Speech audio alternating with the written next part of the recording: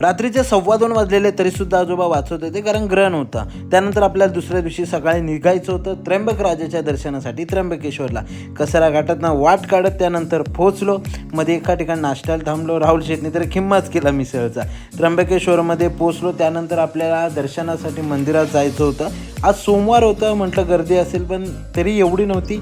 आता काय श्रावण महिना नाही, त्यामुळे जास्त गर्दी नव्हती. 1-1.5 तासाच्या प्रतीक्षेनंतर दरबारात पोहोचलो दर्शनासाठी. बाहेर आलो दर्शन करून. त्यानंतर याने तर मोठा लाडूचा ढीगच घेतलेला प्रसादासाठी सगळ्यांना द्यायचे म्हणून.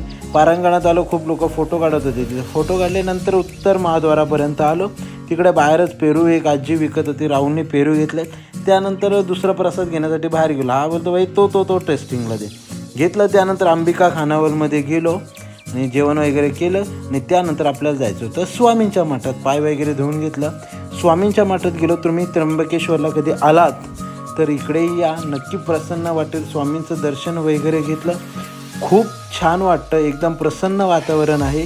तुम्ही आलात तर नक्की भेट द्या. आणि इथं बाकी देवीची मूर्ती वगैरे सगळं आहे, त्यामुळं नक्की या मठाला भेट द्या. आम्ही दिली. त्यानंतर निघालो परतीच्या प्रवासाला. असा होता ब्लॉग. लाईक शेअर सबस्क्राईब नक्की करा.